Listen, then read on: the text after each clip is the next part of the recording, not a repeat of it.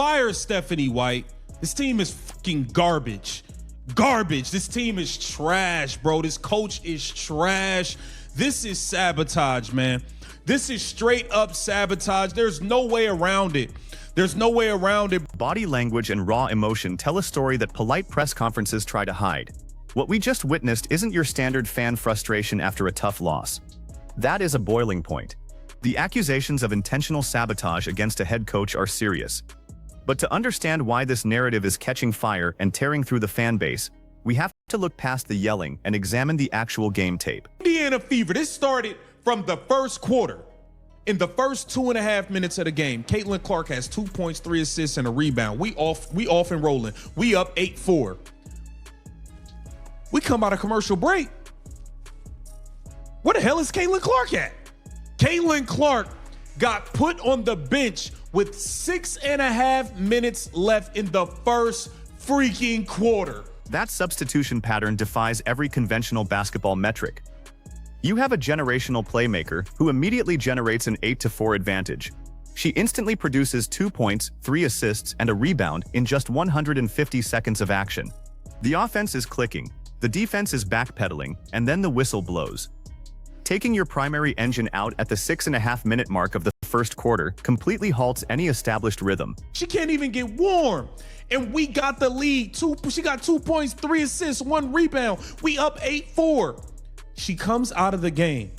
When she comes back in, we are down 17-10. We went from being up 4 to being down 7, 11-point swing. Why are you taking her out in the first quarter every time? Then she comes back in. Now we're down. They have all the momentum. They got all the momentum on us. The math on that benching is brutal. An 11-point swing happens in the blink of an eye. You go from dictating the tempo and forcing the defense to react, to suddenly trailing 17-10 and completely surrendering the momentum. And the tactical decisions compound the error. When she finally returns to the floor, the offensive playbook essentially ignores her strengths. Not dialing up a single catch-and-shoot opportunity going to her left forces the offense into stagnant isolation sets. Chelsea Mitchell, you went in the lane and threw up a layup that hit the top of the backboard and got stuck? What? You threw up a layup, eyes closed.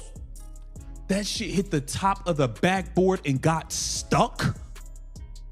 1.4. The dysfunction extends far beyond the point guard position. When you have max contract players completely losing their spatial awareness on drives, resulting in the basketball literally wedging between the rim and the backboard, your offensive spacing is fundamentally broken. Add in the reality of your premier offseason acquisition being rendered entirely unplayable. Logging just 8 minutes of court time, while producing a completely empty stat line of 0 points and a single rebound, exposes a massive disconnect between front office evaluation and coaching staff implementation. Emily Engstler, 16 points, 10 rebounds. Meg Gustafson shot 8 of 8. The girl didn't miss a damn shot. 8 of 8 from the floor. She had 22 points. Carla Lake dominated at the point guard spot. Outplayed Caitlin Clark. Even though Caitlin Clark was sitting on the bench majority of the game because Stephanie White and then foul trouble. Carla Lett, she had 18 points and 12 assists, 6 of 12 shooting. She dominated at the point guard position. Getting dismantled by an expansion franchise is a uniquely painful experience. The interior resistance was non-existent, allowing a perfect 8-for-8 shooting performance from Meg Gustafson. The perimeter defense fared no better, letting Carla Light dictate every rotation while racking up 18 points and a dozen assists. When role players like Emily Engstler are stepping into uncontested looks to grab 10 rebounds and bury you with 16 points, it points to a complete collapse of defensive principles. Team sucks. I love Caitlin Clark. I want her to dominate and put on a show. At this point, I'm done rooting for this team to win games. For what? For what? To validate Stephanie White? To give her even more job security? I'm good, man. I'll be rooting for the opposite team from now on while rooting for Caitlin Clark to be absolutely dominant. I'm sorry that it has to be this way, but it is what it is. I don't care what has to happen. I want Stephanie White's ass go. The final box score paints a grim picture of a superstar completely neutralized by her own system, finishing the contest with just 6 points on a dismal 1 of 7 from the floor, including 0 for 2 from beyond the arc, is not a reflection of declining talent or a sudden inability to perform at the professional level. It is the direct and unavoidable result of a fragmented rotation strategy that actively prevents any elite shooter from finding their natural rhythm. You simply cannot play a high-volume perimeter threat in fragmented 3-minute bursts, completely ice them out of the offensive flow, and then expect them to miraculously carry the entire offense in clutch situations when the game is already slipping away. And we have to honestly address the illusion of productivity happening in the front court right now. Tallying 18 points in a massive blowout loss might look perfectly acceptable when you just glance at the Sunday paper. But those are heavily padded statistics accumulated long after the competitive portion of the contest has ended. When the opposing defense shifts into a relaxed prevent mode, willingly giving up easy looks in the paint just to protect the three-point line and run the clock down, those interior buckets are completely empty calories. The eye test confirmed a total physical domination in the post that the raw box score numbers are desperately trying to hide. This catastrophic structural failure rests squarely on the shoulders of the front office trust, specifically Kelly Krauskopf and Lynn Dunn. The architects of this current roster have somehow constructed a squad that fundamentally lacks basic basketball intelligence in transition situations. We are literally witnessing professional athletes completely butcher the simplest 2-on-1 fast break opportunities. When a clear numerical advantage involving Ty Harris and Michaela Timpson somehow devolves into a trailing three-pointer that violently ricochets off the backboard, you are looking at a team completely devoid of situational awareness and proper coaching instruction. Even the mid-game defensive adjustments reek of absolute desperation and a lack of preparation. Attempting to implement a passive zone defense against a team that was already comfortably torching the nets from the perimeter is coaching malpractice at the highest level. It allowed physical opposing forwards to completely crash the offensive glass with impunity, pulling down crucial rebounds and generating endless second-chance opportunities that broke the team's spirit.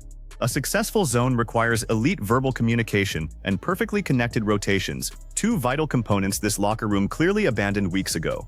The fan frustration has reached such a remarkably toxic level that the most loyal supporters in the league are actively engaging in sports treason. When a dedicated fan base publicly declares they will be passionately rooting for the Atlanta Dream to humiliate their own team in the upcoming weekly matchup, management has entirely lost the mandate to lead. These fans are literally praying for a massive blowout loss simply to accelerate an inevitable coaching change. That is a damning and unprecedented indictment of the current organizational culture that you rarely see in professional sports.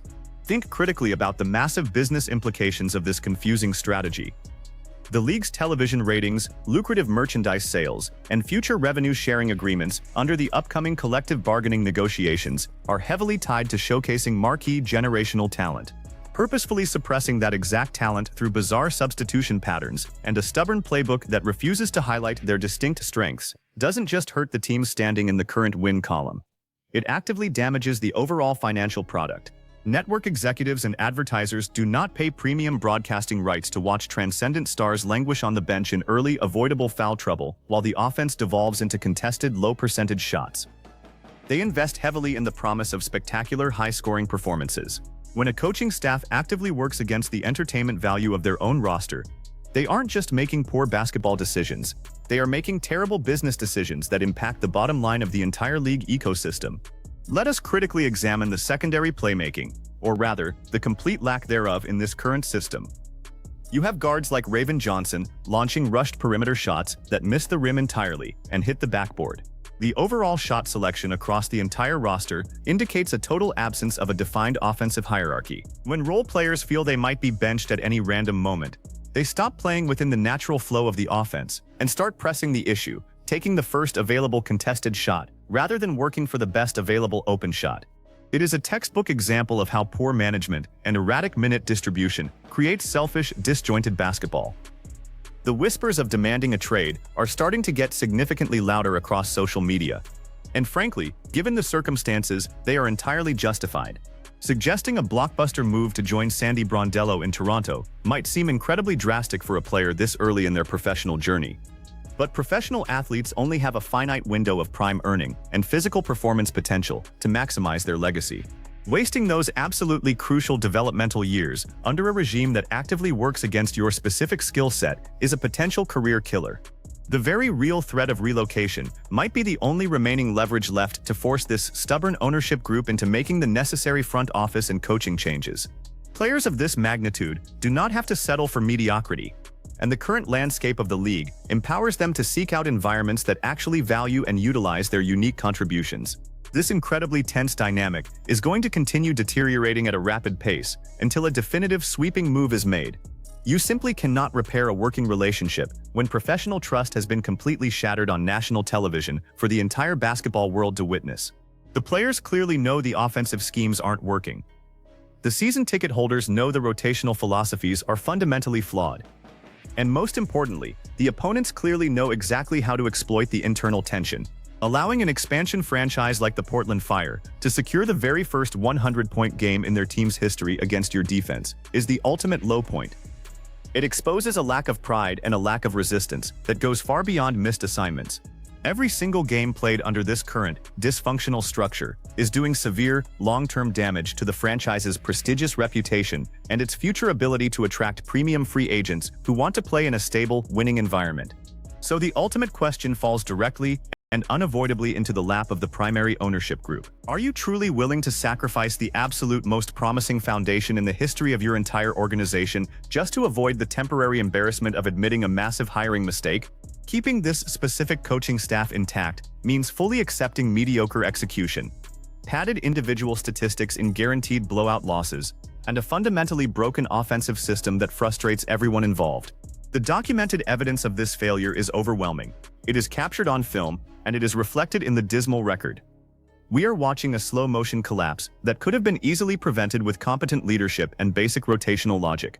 The clock is ticking loudly on this entire era of the franchise, and the next move will define their trajectory for the next decade of professional basketball. Who do you genuinely think will break first in this high-stakes standoff? Will the frustrated superstar finally put her foot down and demand an immediate ticket out of town? Or will the front office finally wake up, clean house, and build a competent staff that actually understands how to run a modern professional offense? Drop your exact predictions in the comments below, hit that subscribe button, and let me know which side of history you think this franchise will ultimately choose.